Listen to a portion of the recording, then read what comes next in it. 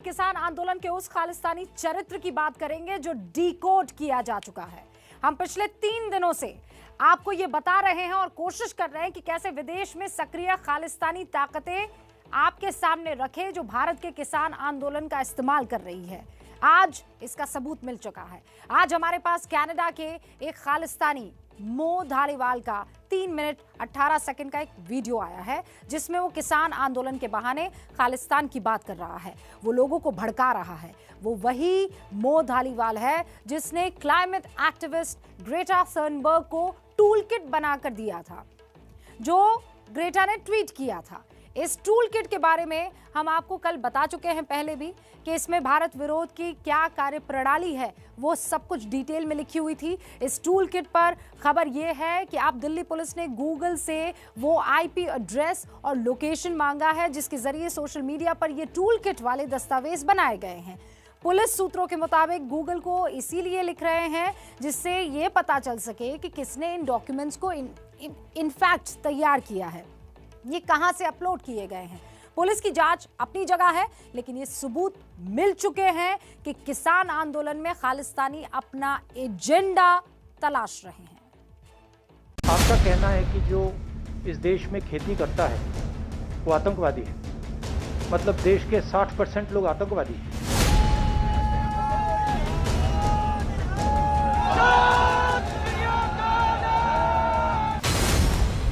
दिल्ली की सीमाओं पर जब से किसानों का आंदोलन चल रहा है तब से यही तर्क दिया जा रहा है कि इस आंदोलन के पीछे खालिस्तानी विचारधारा नहीं है। लेकिन अब इस दावे पर सवाल उठ रहे हैं क्योंकि धीरे धीरे करके आंदोलन के पीछे की खालिस्तानी साजिश का पर्दाफाश हो रहा है।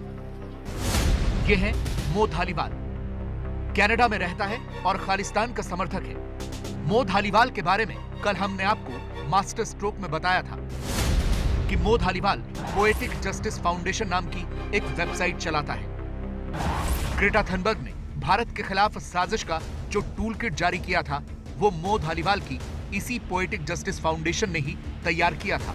कल तक मो धालीवाल के बारे में सिर्फ इतना पता था कि वो खालिस्तान का समर्थक है और भारत विरोधी बातें करता है, लेकिन आज मो धालीवाल के विरोध के सबूत मिल गए हैं। ये वीडियो 26 जनवरी का कनाडा के वैंकूवर का है, जहां इंडियन कॉन्सुलेट के बाहर मो धालीवाल अपने खालिस्तान समर्थकों के साथ मिलकर प्रदर्शन करने पहुंचा था।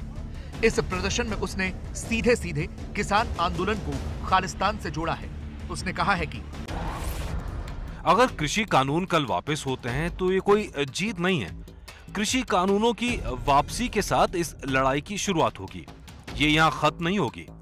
अगर कोई आपसे ये कहता है कि ये लड़ाई कृषि कानूनों की वापसी के साथ खत्म हो जाएगी तो वो इस आंदोलन से इसकी ताकत धीरे धीरे निकालने की कोशिश कर रहे हैं। वो आपको ये बताने की कोशिश कर रहे हैं कि आप पंजाब से अलग हैं, आप खालिस्तान आंदोलन से अलग हैं, लेकिन आप नहीं हैं। मो धालीवाल ये कह रहा है कि अगर सरकार कृषि कानून वापस लेती है तो ये खालिस्तान आंदोलन की नई लड़ाई की शुरुआत होगी। वो यही नहीं रुका, खुलेआम लोगों को भड़काता रहा। उसने साफ साफ स्वीकारा कि उसके खुद के चाचा खालिस्तानी आतंकी थे। खालिस्तानी लोग इस आंदोलन को लेकर इतने जोश में इसलिए हैं क्योंकि 40-50 सालों के बाद हम उस सच्चाई को देख रहे हैं जिसकी उन्होंने 70 के दशक में भविष्यवाणी की थी। वो एक स्वतंत्र धरती चाहते हैं ताकि हमें फिर ऐसे आंदोलन ना करने पड़े। सारे युवाओं से मेरी गुजारिश है कि एक दूसरे के प्रति अपनी आंखें बंद मत करो, अपने दिल बंद मत करो, अपने दिमाग मत बंद करो। अगर आप किसी को ऐसा साइन लिए देखें जिसमें खालिस्तान लिखा हो तो सवाल पूछिए, समझिए कि क्या चल रहा है और वो लोग यहाँ क्यों हैं। कोई भी आतंकवादी नहीं बनना चाहता है। मैंने 90 के दशक में अपने चाचा को खोया है क्योंकि वो खाड़कू बन गए थे। दिल्ली से 11,500 किलोमीटर दूर बैठकर मो धालीवाल खुलेआम खालिस्तानी आंदोलन को भड़का रहा है, युवाओं को खालिस्तान आंदोलन की जानकारियां जुटाने को कह रहा है और सबसे बड़ी बात कि ग्रेटा थनबर्ग के माध्यम से भारत विरोधी एजेंडा फैला रहा है। दिल्ली पुलिस को सोशल मीडिया मॉनिटरिंग के कॉन्टेक्स्ट में एक पर्टिकुलर अकाउंट के द्वारा एक डॉक्यूमेंट अपलोड किया गया जिसका नाम टूल किट है। उस टूल किट को एक पर्टिकुलर प्रो खालिस्तानी ऑर्गेनाइजेशन है जिसका नाम पोएटिक जस्टिस फाउंडेशन है, इसके द्वारा इसकी ऑथरशिप दिखाई गई है। जिस एक्शन प्लान में ये बताया गया है एक ट्वीट स्टॉर्म करना है 23 जनवरी के ऑनवर्ड्स, और फार्मर्स प्रोटेस्ट और जो मार्च 26 जनवरी को होना था उसको या तो ज्वाइन करना है या इसको वॉच करना है। हमने मो धालीवाल की पोएटिक जस्टिस फाउंडेशन वेबसाइट पर जाकर देखा तो उसके परिचय में ही हमें एक ऐसी लाइन पढ़ने को मिली जो साफ साफ अपनी ऐसे टूलकिट बनाने की विशेषता को बता रही थी। लिखा था, सिस्टम के अन्याय और पक्षपात को ललकारने, चुनौती देने और नाकाम करने के लिए हम कंटेंट बनाते हैं, वर्कशॉप और कार्यक्रम आयोजित करते हैं।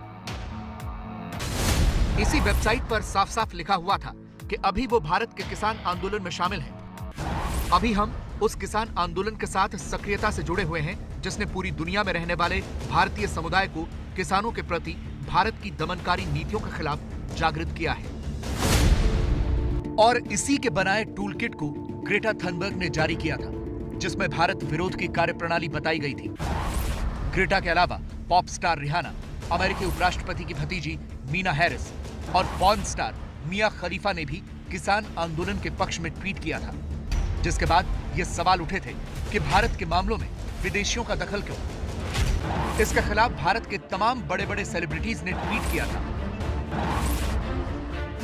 इन विदेशी सेलिब्रिटीज के खिलाफ देश भर में प्रदर्शन भी हुए थे।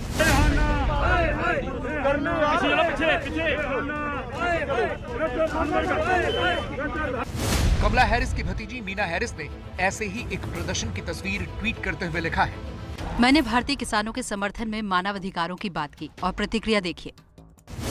पॉर्न स्टार मिया खलीफा ने भी ऐसी ही तस्वीरें ट्वीट की और लिखा, मैं तस्दीक करती हूँ कि मेरी चेतना फिर जाग गई है और मैं आप लोगों की चिंता के लिए धन्यवाद देती हूँ। हालांकि इसकी जरूरत नहीं है, मैं अभी भी किसानों के साथ खड़ी हूँ। विदेश के इसी एजेंडे के खिलाफ पूरा भारत एकजुट हुआ था, लेकिन कांग्रेस के अधीर रंजन ने देश की इसी एकजुटता पर सवाल उठा दिए हैं। सचिन तेंदुलकर ने क्रिकेट की दुनिया में हमारे देश की तरफ से जब छक्का मारने वाले थे, जब सेंचुरी लगाने थे, तो ये किसान हर्ष उल्लास सब कुछ किए थे। सचिन तेंदुलकर जब फेल होते थे ये भी दुखी रहते थे। लेकिन मैं इन लोगों को ये सलाह देना चाहते हैं कि आप ये सरकार की ये इस तरीके की साजिश में ना फंसे तो बेहतर होगी। आईने के सामने खड़ा होकर अपने को पूछो कि हिंदुस्तान में बहुत सारे घटना घटती है, ये सारे घटना में आप क्यों चुप्पी साधी रहते हो? ग्रेटा जैसी एक बच्ची लड़की हमें क्या डराएंगे? हम क्यों इतना भयभीत हो रहे हैं? कोई अगर कोई दुनिया में कोई कोने में कोई कुछ बात कहे तो हमें इतना घबराहट क्यों होते हैं?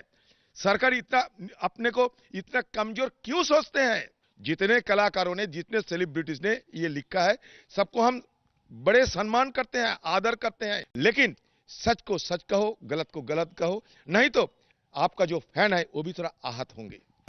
अधीर रंजन को जवाब देने के लिए बीजेपी के मनोज तिवारी आए और आरोप लगाया कि कांग्रेस विदेशियों की मदद से राजनीति चमका रही है। अगर साहस हो रिहाना को और ग्रेटा को तो कह दे कि आपकी बार राहुल सरकार। सिर्फ और सिर्फ राजनीति और कांग्रेस जो विदेशी लोगों से सहयोग लेकर के हमारे देश के कानून पे सवाल उठा रही है, तो ये बहुत ही आपत्तिजनक है। राजनीति अपनी जगह है, लेकिन अगर विदेशी एजेंडा और साजिश का पूरा देश एक सुर में जवाब देता है तो इस पर किसी को आपत्ति नहीं होनी चाहिए।